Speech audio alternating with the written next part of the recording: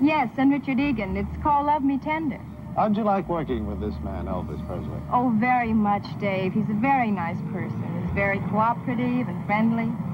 Where are you off to now in your bejeweled chariot? I'm on my way home for a party I'm giving for the cast and crew of the picture. La première de Love Me Tender a lieu le 16 novembre 1956 au Paramount Theatre à New York. Des milliers de fans enthousiastes viennent applaudir les débuts d'Elvis au cinéma. Love Me Tender fait des recettes d'1 million de dollars en 3 jours seulement et rentre ainsi dans ses frais de production. Elvis s'impose comme champion du box-office dès son premier film. Les critiques sont pourtant aussi partagées que la réaction du public à la façon dont se termine le film. I remember seeing Love Me Tender, and it was really hysterical because when Elvis dies at the end, all the males in the audience cheered and all the girls were crying.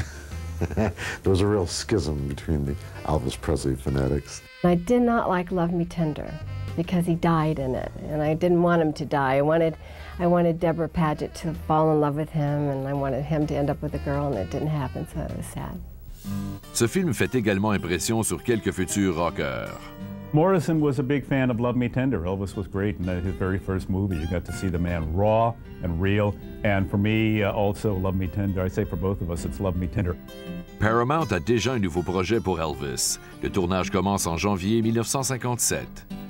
Comme ce fut le cas pour Love Me Tender, la chanson titre devient un grand succès.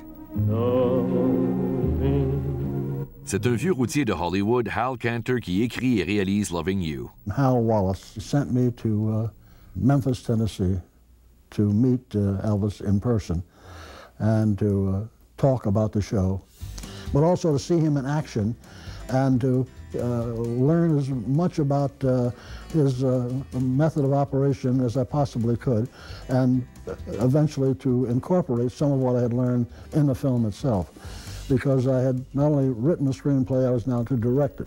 Elvis découvre que Hal Cantor est le genre de personne qui donnerait littéralement sa chemise.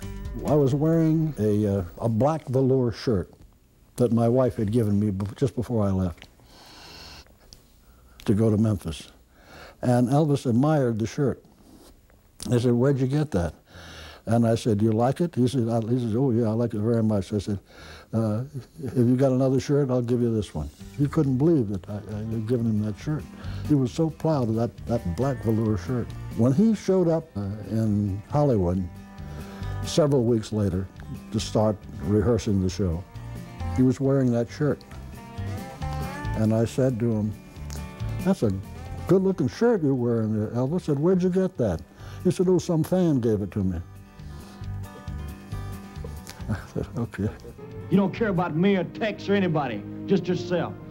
You've got 15 minutes to get on that stage and find out if you've even got a future. He was opposite a lovely young lady that Hal Wallace had found and was under contract to us here at Paramount, Dolores Hart. They did 2 pictures together, his first picture and his second picture together. And you could tell on the screen and on the set the adulation and the respect and perhaps love that they had for each other. She left our business, became a nun, and she's now, I think, a Mother Superior. Le scénario de Loving You s'inspire vaguement de l'expérience personnelle d'Elvis par rapport à la gloire, la fortune et la controverse. Loving You was the essence of a great rock and roll movie. I mean, he played this character, Deke Rivers, this poor kid who works his way up through rock and roll and then gets attacked for being too overtly sexual on stage. And then he goes on national TV to defend himself and then does the most overtly sexual number you've ever seen on camera. I mean, full bump and grind, running up and down the aisles. I mean, it was just amazing to watch. Loving You donne également aux musiciens d'Elvis l'occasion de paraître à l'écran. He said, "You guys want to do the movies too?" We said, "Well, yeah, I guess we can do 1 or 2 and see what happens." And so we did Loving You, which I thought was a good movie. I thought we had good material there. Tout comme Love Me Tender, ce film fait une vive impression sur une autre future star du rock. Loving You was amazing. Just the way he was dressed, the bandana around his neck, and so memorable. Encore une fois, le film remporte un immense succès, mais encore une fois, les critiques ne sont pas toutes élogieuses. Elvis est d'ailleurs le plus sévère de tous ses critiques. How do you rate yourself as an actor? Pretty bad. I mean, that's something you learn through experience. I think that maybe I might accomplish something at it through the years. You think it's just the sake of acting natural? Don't you do that? In your last two pictures, I'd say you have. In some scenes, I was pretty natural. In others, I was trying to act. And when you start trying to act, you're dead. How did you find Hal Wallace as a producer-director? He's a very, very, very fine gentleman. Did he help you out, or who was the big help and aid in your show, Loving You? Well, there's nobody who helps you out. They have a director and a producer. As far as the acting and as far as singing and all, you're on your own. They predict that Elvis Presley will be another James Dean. Now, have you heard that? I've heard something about it, but I would never compare myself in any way to James Dean, because James Dean was a genius in acting. Mm-hmm. Although I'll say that I sure would like to. I mean, I guess there's a lot of actors in Hollywood that would like to have had the ability that James Dean had. Mm-hmm. Mm-hmm. But I would never compare myself with James Dean in any way. Selon Hal Wallace, on ne peut comparer Elvis Presley et James Dean. Nous n'avons pas embauché Elvis parce qu'il ressemble à Jimmy Dean, dit-il. Nous l'avons embauché parce qu'il est Elvis Presley. Wallace n'est pas le seul de sa génération à apprécier les dons considérables d'Elvis.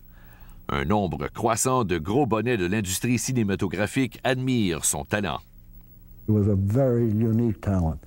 I had completely misjudged him at first.